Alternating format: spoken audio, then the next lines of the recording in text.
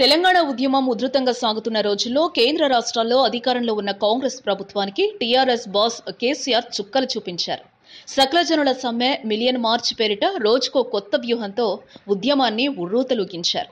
ఓ దశలో తెలంగాణ ఇస్తే తమ పార్టీని కాంగ్రెస్ లో విలీనం చేస్తానని కూడా కేసీఆర్ చాలాసార్లు ప్రకటించారు.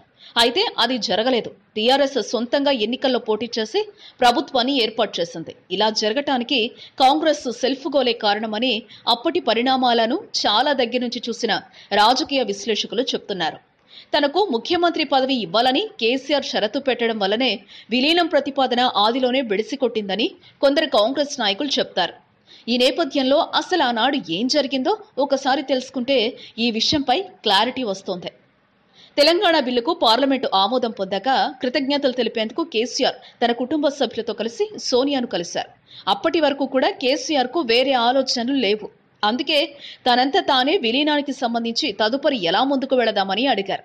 అప్పుడు సోనియా, మీరు వెళ్లి దిగ్విజయ్ సింగ్ ను కలవండని సూచించారట. ఈ సందర్భంగానే తెలంగాణలో కాంగ్రెస్ కు సరైన నాయకుడు లేరని, తనను ముఖ్యమంత్రి అభ్యర్థిగా ప్రకటిస్తే బాగుంటుందని కేసీఆర్ కోరారు. ఇదే విషయాన్ని దిగ్విజయ్తో కూడా చెప్పగా ఆయన ఒకంత అసహనం వ్యక్తం చేస్తూ, ముఖ్యమంత్రి కావాలని మీరెలా కోరుకుంటారు?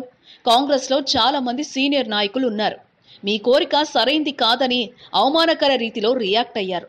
దీంతో మనస్తాపం చెందిన కేసీఆర్ ఇక ఏ మాత్రం ఆలస్యం చేయకుండా వెంటనే హరీష్ రావు, కేటీఆర్ ను పిలిపించి భవిష్యత్తు వ్యూహాన్ని చెవిలో ఊదారు.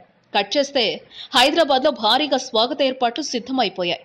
లక్షలాది మంది తరలివచ్చి కేసీఆర్ కు స్వాగతం పలికారు. తద్వారా కేసీఆర్ తన రేంజ్ ఏంటో సోనియాకు చాటి చెప్పారు. అనంతరం ఫామ్ హౌస్ లో కొంతమంది ముఖ్యులతో మంతనాలు జరిపి చివరకు సొంతంగానే ఎన్నికలకు వెళ్లాలన్న నిర్ణయానికి వచ్చారు. ఆనాడు దిగ్విజయ్ సింగ్ అవమానకరంగా మాట్లాడకుండా సీఎం క్యాండిడేట్ గా కేసీఆర్ ను ప్రకటించి ఉంటే ప్రస్తుతం కాంగ్రెస్ కు ఇంతటి దుస్థితి ఉండేది కాదు. ఇచ్చిన మాట ప్రకారం తెలంగాణ రాష్ట్ర సమితిని కాంగ్రెస్ పార్టీలో విలీనం చేస్తుండేవాడినని కేసీఆర్ చాలాసార్లు తన సన్నిహితుల వద్ద స్పష్టం చేశారు. ఇదండి అసలు కాంగ్రెస్ లో టీఆర్ఎస్ ఎందుకు విలీనం కాకపోవటానికి తెర వెనుక జరిగిన తతంగం. సో మీకు కూడా సస్పెన్స్ వీడిపోయిందనుకుంటా. ఈ వీడియో మీకు నచ్చితే ఓ లైక్ కొట్టండి, మీ ఫ్రెండ్స్ కు షేర్ చేయండి. మీ సజెషన్స్ ఏమైనా ఉంటే కింద కామెంట్ చేయండి. మరో మాట, ఇలాంటి మరిన్ని ఆసక్తికరమైన విషయాలు తెలుసుకోవాలనుకుంటే మా యూట్యూబ్ ఛానల్ను సబ్స్క్రైబ్ చేయటం మాత్రం మరవకండి.